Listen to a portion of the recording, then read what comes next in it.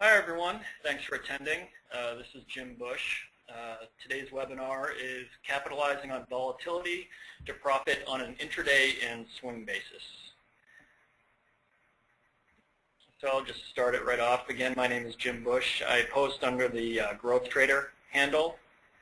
And what I'll be talking about today during my portion is my general strategies that I use for swing and position trading, and more specifically, two of the Briefing.com features that I rely on to generate new ideas. So just very quickly, in case you're not familiar with me, I'm a Senior Managing Analyst at Briefing.com. I'm a growth stock investor. I use fundamentals and technicals in my approach. I'm the creator and manager of the Emerging Growth, Liquid Momentum, and Value Leaders systems. And I post comments under the Growth Trader handle. You can find those using the SETUPX ticker. And I also post commentary under Emerging Growth and our IPO feature, which is called The Next Big Thing, which uses the IPOXX ticker. So I use a position trader's time frame and sometimes a swing trader's time frame depending on market conditions. And I find my ideas using two primary Briefing.com resources. The first is Emerging Growth Stocks, and that's our proprietary quantitative system for uncovering small and mid-cap growth stocks. The second one is called The Next Big Thing, IPOXX, and that is a page on our site that contains fundamental research on upcoming IPOs. So both of those are a great source for new growth stock ideas that I use pretty much every day. So just taking them in turn. If you're not familiar where to find the Emerging Growth Stocks columns, just pull down the Investing and Trading menu, the first item on there. And sort of the core of this feature is that every Monday we post an updated rankings table, which, again, it's a quantitative system. It uses fundamental and technical criteria to find these components. 6-month relative strength is a heavy component there, as well as earnings and sales growth and momentum. And again, this is just a great place every week to find new ideas. So my workflow with this is essentially every Monday around noon when the updated rankings appear, I'll read the new editions. And for those that jump out to me as particularly good or unique growth stories, I'll do follow-up research on those just to make sure that I thoroughly understand them. And once I decide that this could be a good idea, the very next thing I do is I'll check the weekly chart. And the reason why I check the weekly chart is because it gives me a sense of basically how new this idea really is. So for example, if I find a really good fundamental story that pops up on Emerging Growth, first time it enters the rankings, and the weekly chart has been moving sideways, say for 2 years in a range, and then has just recently broken out, to me that's a new idea because you're at the very early stages of a trend shift higher. If on the other hand, we get a new addition that maybe I've never heard of it before, but then I look at the weekly chart and for 2 years straight it's been doing nothing but going up. It might be a new idea to me, but clearly it isn't for market participants because they've been bidding it up for a long time now. So that's sort of my shorthand to gauge the newness of an idea. And then of course I'll look at the daily and sometimes even the 60-minute charts for those. One key point that I'd like to make with the Emerging Growth Stock system is that since it is a quantitative system, these aren't hand-selected ideas. So it's very important to distinguish between fundamentally good stories that appear on there and sort of trading vehicles. Since they're all going to be high relative strength ideas with a lot of price momentum behind them, what you really want to make sure is that there are some real fundamental underpinnings to these high relative strength stocks as opposed to kind of a low quality name that just sort of gets pulled up in a big bull market rally that's going to give up those gains just as quickly as it made them. And finally, if that seemed a little bit general, that description to you. It is intentionally because I've done a series of webinars this year that actually went into much more depth and provided more detail about sort of how I use these pages and what my strategies are. So this image right here is basically, this is taken from one of the Monday ranking reports, and it's right up near the top in the webinar section. So if you're interested in growth stocks and position trading and that sort of thing, I'd encourage you to set aside a little bit of time and listen to those webinars. So moving along to the next big thing, as I mentioned earlier, this is our IPO feature. And again, you can find this under the Investing and Trading menu. I think it's the 5th item down. And this is published, the week ahead report is published every Friday, usually about a half hour before the close. And the way I approach the next big thing is very similar to emerging growth, actually. I'll read the write-ups for the coming week's IPOs, identify the best new growth IPOs within there, and then I'll do follow-up research on the most promising stories, just to make sure, again, that I have a thorough understanding of them. But one thing I'd like to emphasize here as well is that there's some unique risks with the IPOs in the current phase of the market. One risk with sort of new growth IPOs is that they tend to be young companies. So they might have great revenue growth and margins are heading in the right direction and that sort of thing, but they're often not profitable. And that's because they're investing so heavily in sales, R&D, and marketing. I wouldn't necessarily penalize these companies for that. I mean, ideally, they're also profitable too, but don't write them off if they're not profitable quite yet. If everything else is sort of growing in the right direction, just recognize it as a more speculative idea. And the second risk with the IPO market right now is, in the last couple of days it's cooled off a little bit, but it's been an extremely frothy IPO market. You're seeing huge pops, not only in the really high quality IPOs, but also in sort of the middle tier ones as well. And, that can go on for a while in a really strong bull market, but once the market starts to soften a little bit, as it is now, the risk really goes up that some of those mid-tier ones especially are going to start giving up those gains. So before I hand it over to Brett Manning, I'll just recap sort of the key points here. The emerging growth stocks and next big thing are really good places to start if you're looking for new ideas for growth stocks and IPOs. It's very important to recognize the difference between companies with real fundamental catalysts and just trading vehicles. I mean, oftentimes you can have a good fundamental story that is also a very good trading stock, but you need to know ahead of time sort of what you're getting yourself into, because you don't, for anything other than a day trade or a very short swing trade, you don't want to get into, say, a real momentum name that does not have the fundamentals backing it up. And also, one of sort of the nature of the beast when it comes to growth stocks and hot new IPOs is that they're always going to look extended or overvalued. That just is what it is. That always has been the case, always will be. So one way to mitigate the risk with these ideas is to just take a partial position when you first discover it, say 1/2 or even 1/3 size. And that way you get some skin in the game so that if it's a high conviction idea, at least it's not going to run away from you. You'll have a little bit there. And if it comes in, if it's a small size position, it's not going to hurt your account. And you'd also look forward to, you actually look forward to it coming in a little bit so you can add a little bit more as it comes down.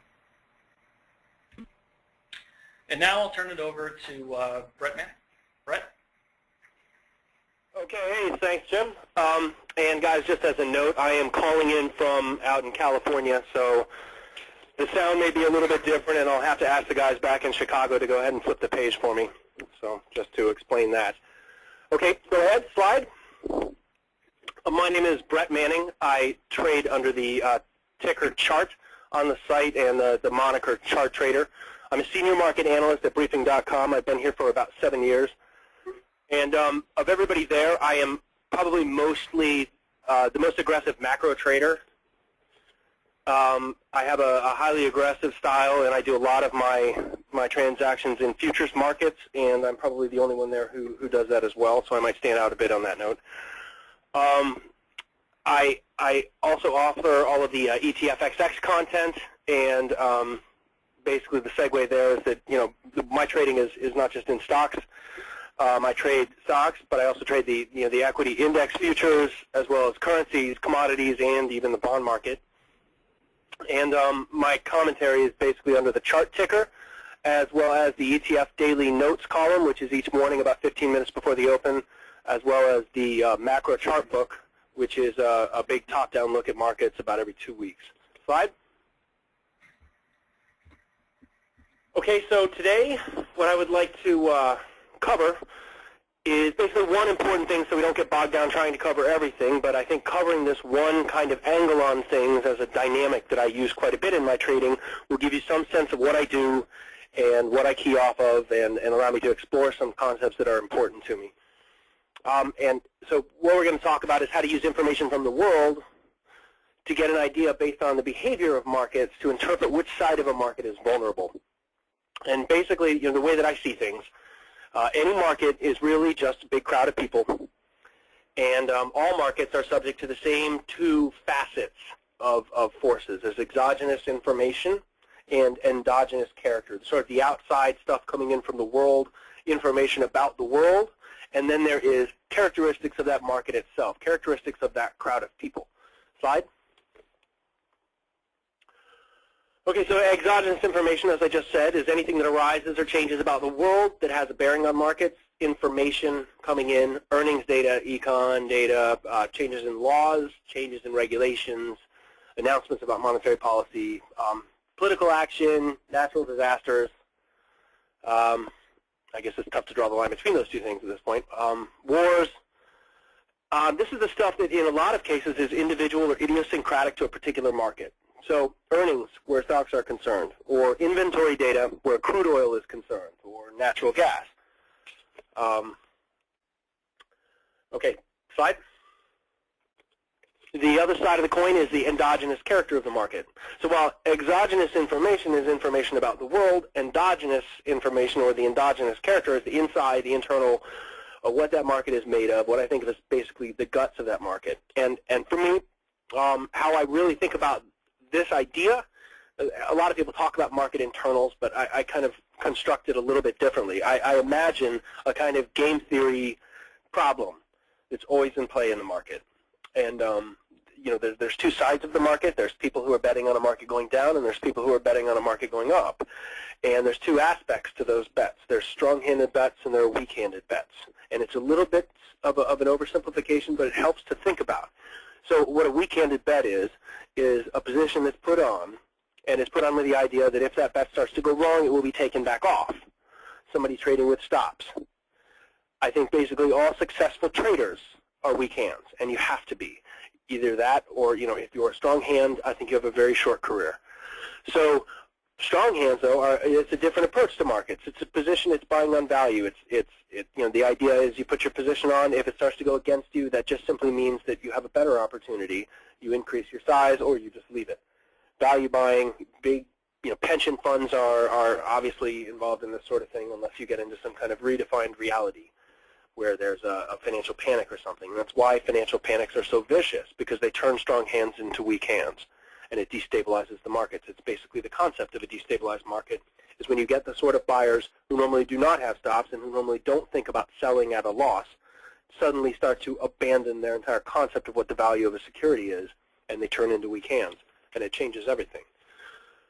Okay, the other aspect about endogenous character is how people feel about the future, which encompasses what's known as sentiment data, and is something that I concentrate on a lot because it's the only way you get an actual concrete data point about this endogenous character. And you can get a lot of really good concrete data points, and it adds information to your picture. Most people think of indicators, they think of things like moving averages, RSI, and MACD, and stuff like that. And really what that is that's just a redisplaying of price through time, right? I mean, you've already got price through time, and you can display it in a different way, and that's RSI, or you can display it in a yet different way, and that's a moving average. It doesn't really add any information at all. But sentiment data, you can plot it on a chart, how people feel about the future of that market. There are a number of different surveys that I pay attention to, and it gives me a sense of endogenous character, because in my worldview, assumptions about the future are a read into positioning. Generally speaking, when somebody believes the market is going to go up, and they are enough of a market participant to be involved in a survey or to be expressing their opinion publicly in some way that you have access to, it's usually somebody who's a participant in the market, which means if you believe a market's going up, you probably already own it. So this, to me, is more or less information about what people are doing with their money, not just what they feel. And of course, this whole notion of looking at this side of the market, there are universal factors in markets. It doesn't matter what the market is. So people, it's money, it's hope, it's greed, it's fear. So this side of it is something I believe is something you can predict. You have a stable basis for trading when what you're doing is relying upon these aspects to always be the same. And I basically forget about trying to predict the other side of it. I basically forget about trying to predict the exogenous information. I let that happen, and then I watch how a market responds to that information so I get a better understanding of what the endogenous character is of that market. Slide. So that gets me to the main point here and how we can use this as a strategy, and then I'll give an example. When some piece of news comes along, market should respond dramatically to it. That's the face value implication of that news. If it fails to respond in the manner that's intuitively obvious in the face value direction of that news, then it's an implicit sign in the opposite direction. And a good example of this, I thought, was the gold market on news of the government shutdown and the potential for basically what amounts to a voluntary default on our debt. Slide. So the government shutdown. For traders, obviously the face value direction of the government suddenly announcing that the political dysfunction has grown so great that they cannot even continue to do what they're doing there, and we're rapidly approaching the point at which we won't be able to pay our bills. That's obviously a default bet to the upside. And you could hear it in the financial media. On the day when we basically knew we'd gone past the point of no return and we were going to get a government shutdown, there was a constant move on various networks to head over to the gold pits and see why it was that gold wasn't up about 5%. And that's the important piece of news. And to me, that's the thing that's a trigger to trade. And so I began shorting gold because we can infer that there's something going on under the surface. There are very large sellers in gold who don't want to advertise themselves, but they're there steadily distributing their gold position. If you get news like that, and you get speculative buying interest coming in on that news, and it cannot budge the gold market. And the other thing is, you can infer that people who've been accumulating a position long gold, who've been betting on government shutdown and a risk of a downgrade and a default, they've been betting on this, let's say, weeks ago. Commodity fund starts to accumulate a position in gold because they've got a read, they've got a contact inside the beltway, and their sense is, this thing's going to boil over. People think that we're just going to kind of get to the edge and we're not going to end up shutting down the government and we're not going to end up putting the credit rating at risk. Well, these guys are making the opposite bet. 2 weeks before this, they start accumulating a large position in gold. And this is, in fact, I believe, exactly what happened and why we were so successful with the short gold, because there was somebody, and I believe it was a particular, I don't know who it was, but there was a particular position that had been amassed into this. And I posted on that several times in my ETF notes. There's somebody large who's accumulating something on a speculative bet, and if it doesn't work out for them, the moment they start to unwind that, it's going to be a dramatic move to the downside. And that's exactly what we saw. You can imagine the position being amassed. You can imagine people, sitting at their desks and believing, here we go. We're starting to get news in our direction. Here comes the big payoff. Then it comes along. Government shut down. Risk of default. Watch out for another Lehman, et cetera. Blah blah blah. And gold can't rally. And right then is your big signal to start shorting gold hard. And that's exactly what we did. So slide. So here's my trade. Came off of the Sunday futures action. You see the first arrow to the upside. That's basically when we got the headlines out over the weekend that, clearly we'd gone past the point of no return. You see a big spike up on volume on Sunday when most people aren't even watching markets. Goes up, 30 handles and turns right around, comes all the way back in, and then spends the entire night trying to rally, can't do it, and then by the time we start to get toward the open on the 1st of October, I'm up at 5 a.m. You can see that happens quite a bit with my macro trades when I'm watching a futures market, and I think that there's something going on under the surface. You'll need to be flexible and set an alert, because there are times when I will be popping up there at 5 a.m. saying, I'm getting aggressively short gold. I put the position on, and that market finally started to crack once everybody started to wake up and look at the situation and started to drain their positions because they'd gotten their catalyst, and it hadn't paid off. So as I wrote right there, somebody big piling in the heavy gold or silver market in anticipation of the shutdown, that nothing market response is all they get, and it's time for the unwinding, and we got 40 handles in about 15 minutes, and that's an enormous gold move, and we were able to capitalize on all of that. So that was an excellent trade, but I just kind of want to point out that the basis for that trade was this view into the relationship between the exogenous information and the endogenous character. That was the obvious clue. So that's that trade, and that's that example. Slide. Okay, and finally, I just want to point out that in addition to the intraday trades as well as the morning comment, I also write something called the Macro ChartBook, which I put out every couple weeks. The last one was put out in about mid-October. We took a bullish position on equities. You can see where this column is located. It's on the investing and trading menu under Industry Insight, and again, it's every couple weeks. And I tend to look at sentiment data over longer time frames, and I usually incorporate sentiment data as well as technicals as well as whatever exogenous information has come out over that period of time, and look at how markets have responded to get a read into future moves in equities markets as well as all around the world. I look at Japan quite a bit, China quite a bit, Europe, and we also look at currencies, and we look at commodities, gold and silver, crude, copper, and the bond market. So you can find that column there, and additionally, of course, you can follow my trades under the chart ticker and my pre-market commentary every day under the ETFX ticker, which is the ETF Daily Notes column. Okay, and with that, I will hand it over to Damon Southward, who is Scalp Trader. Damon? Thanks, Brett. So the first thing I want to do is make sure that you're using the platform correctly. Especially for the people on trial, new users. As you'll see here, I have a slide of dual in play. I'm going to take you to the site and actually show you the best way to lay out the service. So on the right side, you see essentially the same commentary on both sides. Both sides have all topics selected. On the right side, I'm going to leave that selected, and then on the left side, going to uncheck all topics, go down to all trading calls, and rumors, technical analysis, and commentary. Now these are my areas of focus.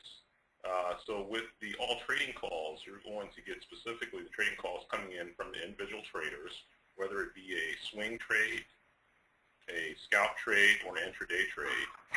And then with the commentary section, I think it's really important. It provides a teaser for each of the reports that our analysts post on an intraday basis. And I think that viewing some of these reports, such as the next big thing, our IPO color report and the emerging growth, and some of our other reports provide tremendous value in terms of helping you trade on an intraday basis. One of the things that I've heard in the past is that, especially for new users, they have difficulty staying on top of some of the information flow as it comes through the screen, or missing individual trades as they're posted by the traders. One recommendation that I have for that is to go into the portfolio section and to create audio alerts using the individual traders' custom tickers that you pay attention to.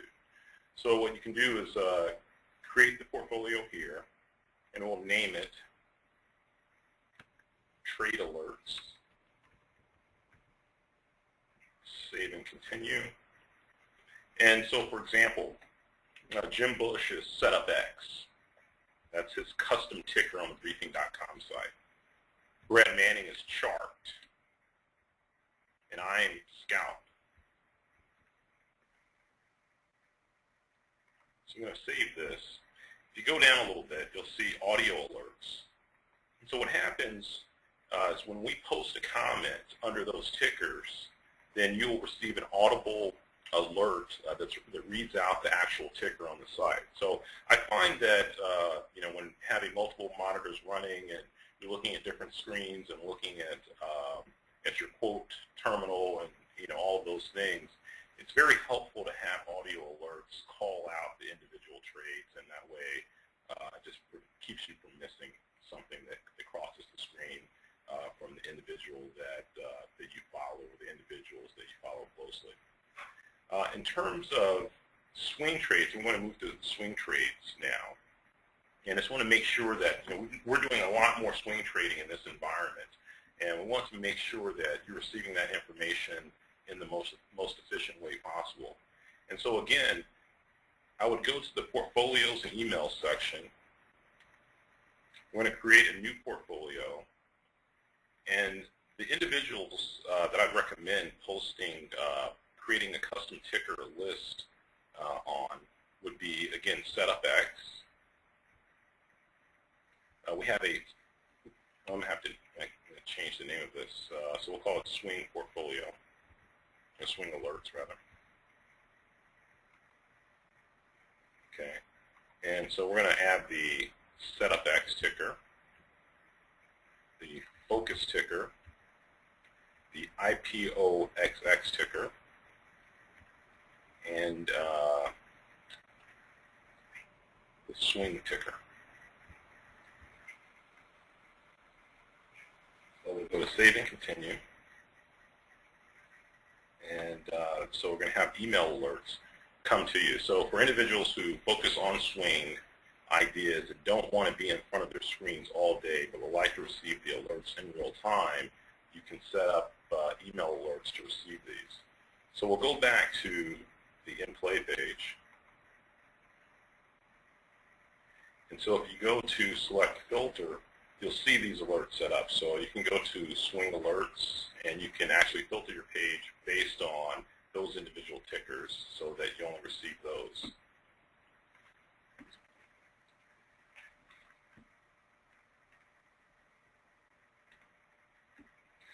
All right. And again, here are the tickers: SETUPX, Swing, IPOXX, which is our IPO coverage, and Focus. So for example, yesterday I got an alert on IPOXX, and we were talking about some of the IPOs that were going to price this week. And based on our fundamental review of those IPOs, I was able to reach out to one of my brokers to seek allocation in those IPOs. And I was able to get allocation in 2 of the deals today. And so today I'm sitting on essentially 13 points of IPO gains with essentially 0 risk. Typically with the IPOs, you may see some downside periodically in some of these names of 1 to 2 points max, but on the right deals, on the hot deals, I mean, they often open up 10, 20 points or more. So if you're very selective about the deals and you pay attention to what we're writing about on the Next Big Thing page, it gives you the opportunity to participate in some really big IPO gains. All right, so I'm going to jump to FAQs and just focus on some of the questions that I receive on an ongoing basis. So the first one is, which broker do you use? In my opinion, Interactive Brokers is one of the stronger brokers out there because of their strong executions as well as the availability to borrow shares. And I trade both sides of the market, long and short, frequently on the short side.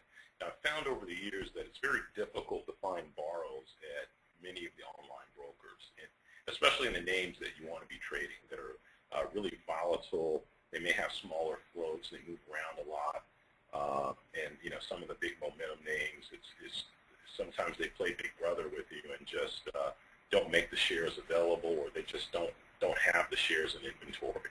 I find the Interactive Brokers, 95% of the names that I'm looking for, they have. So next question, what resources do you use on Briefing Trader?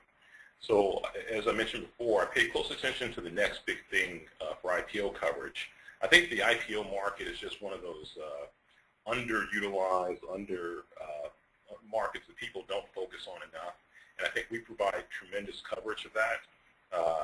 One of the things I went out and did was sought brokers who could provide IPO shares, and that is available through some of the online brokers as well, such as Charles Schwab and Fidelity. SETUPX for swing ideas, he also focuses on the IPO market as well as emerging growth type names. and ChartTrader for intraday ideas and market sentiment thoughts. Next question, most important requirements for profitable trading. You know, in these days, discipline to me is the most important requirement. The thing that I try to remember each day is that I don't have to trade that day. I need the market to give me a reason to trade. Just showing up and turning on your computer and saying, I'm going to start swinging the bat at the first pitch or the first couple pitches is not a road to success these days.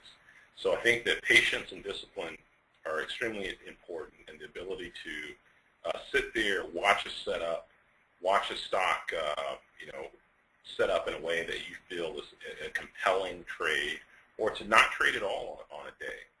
Actually, I answered a feedback today from a customer who said, hey, you guys haven't been posting a lot of trades the past couple of days. And I wrote back to him saying this is a very important statement. Again, most people want to trade actively as soon as the market's open and then trade all day long. I found over the years that those people are pretty much not in the business anymore. They blow their accounts up or have blown their accounts up.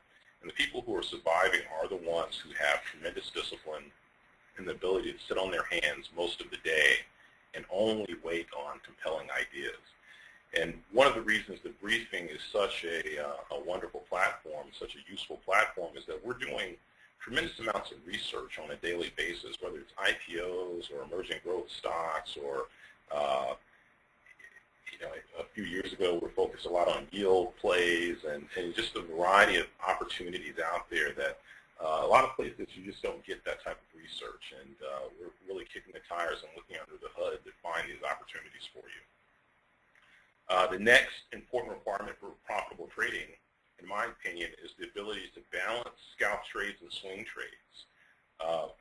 On an intraday basis, the scalp trading can be very profitable.